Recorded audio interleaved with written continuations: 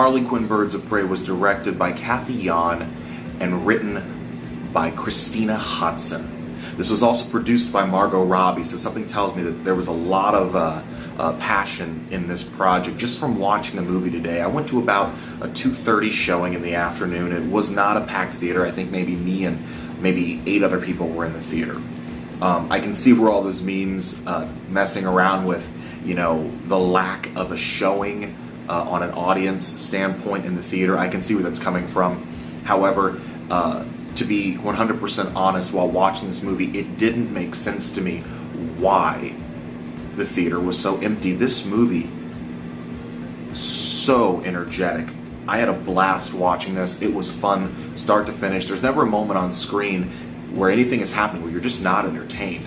It's funny, it's very violent, but it needs to be. It's Harley Quinn. You can't dumb down Harley Quinn.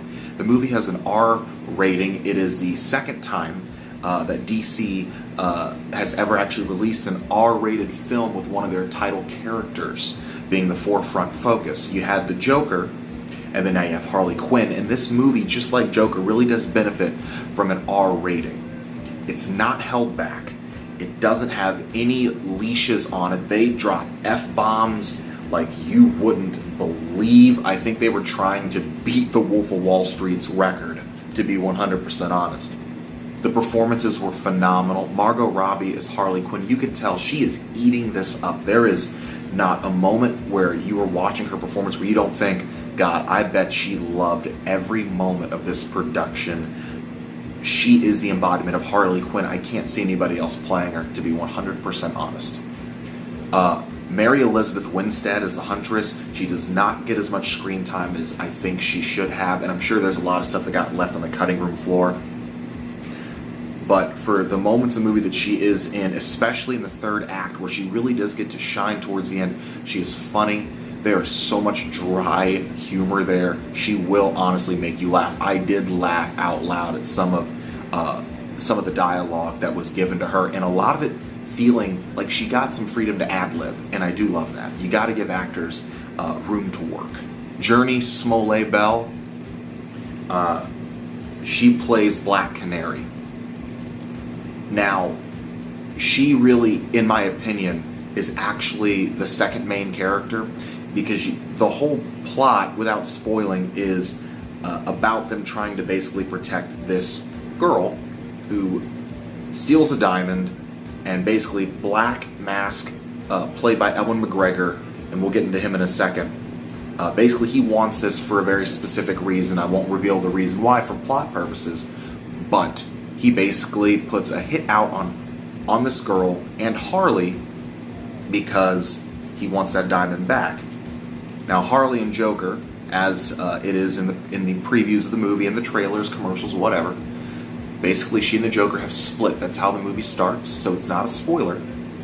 But basically, because of all the things that she got away with while she was with Joker, and now that that's over, it's basically open season on her ass. And I mean, everybody wants to kick her ass. And by kick her ass, I mean they want to violently murder her. But back to Black Canary. Powerful performance, very good. I don't think I've seen Belle in anything else before, and if I have, I gotta look back, because she's charismatic, hilarious when she needs to be, super talented, very physical in this movie. The choreography for these fight scenes, these stunts, especially with Harley and Black Canary specifically, top notch. And I love that they filmed it all wide angle. There's barely cuts to it unless it is absolutely necessary to change an angle or to give a better viewing of what's happening in the intermittence of the fight. But they really try not to cut as much as possible. They use a lot of slow motion, but to really powerful effect, it isn't cheesy. It makes sense when they use it. Ewan McGregor playing Sionis, aka Black Mask in the comics. Now, in the comics, Black Mask is basically your typical run-of-the-mill mob guy. Likes fancy art, likes whores and strippers, prostitutes, drugs, you name it. However, a lot of people I've heard have said mixed things about Ewan McGregor's performance. to be honest, he knocks it out of the park. Yeah, he is way over the top, and I mean, sometimes unnecessarily so, if I'm being honest, but it makes sense. Because in the comics, in the animated shows, in the movies where Black Mask is a titular character, he is over the top. He goes from 0 to 60 in 5 seconds. I think Ewan McGregor added a little bit more of a playboy aspect to it with the giddiness that he has sometimes. I think he was really trying to add a little bit of his own flair in there, but to be honest, it works. You can tell this is the most fun I think he's had on a set with a character since Star Wars Revenge of the Sith. It was really nice to see him step out like that. One word I could use to describe this movie is colorful. The cinematography was done by Matthew Lebedeke. He did a phenomenal job. These movies, typically the DCU had, darker tones up until recently, where they decided to really put color in Shazam and Aquaman specifically. They tried to do the same thing with Suicide Squad, where they added a lot of color, but it was the grains they used, the filters, it just didn't work for what they were trying to do, because that movie didn't seem to know what it wanted its tone to be. This movie basically takes the tone that it was trying to give us in Suicide Squad and actually makes it work, because they're not held back by a PG-13 rating, so the tone is allowed to be dark, not just for the sake of being dark, but because it's Gotham City. It's basically the comic book version of Chicago. It works. All the characters are given their own moments to shine. Towards the end in the third act, there is an amazing scene that I won't give away, where they do this tremendous semi-continuous shot around a particular part of a fight sequence that goes on for about 1.5 to 2 minutes, and it's honestly one of the best pieces of choreography I've seen in a long time, as far as multiple main focuses in camera being able to maintain their choreography without the stuntmen seeming like in the background that they have nothing to do. Like that one scene from Star Wars, The Last Jedi.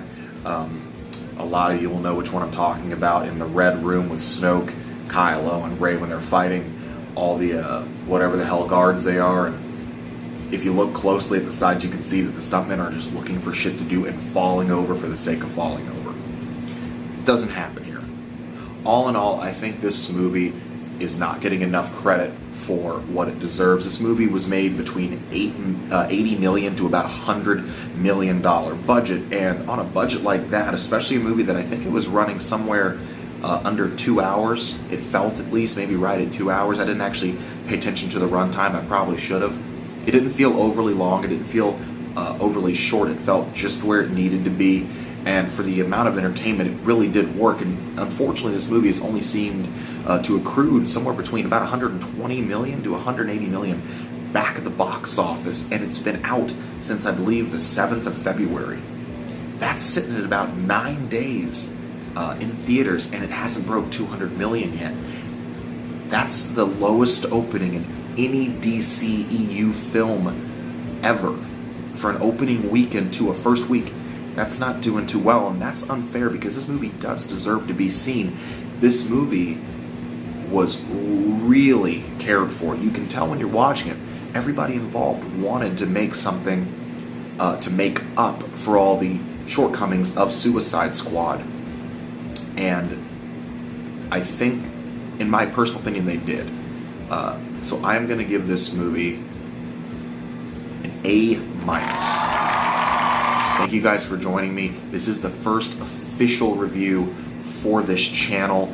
I will be reviewing a few more movies here in the next couple of days and posting them. Please remember to like, share, and subscribe. If you have any films you want me to see and you want me to review, please go ahead and leave them in the comment section down below. Thank you so much. I hope you guys enjoy yourselves. Get that notification bell on. Take it easy.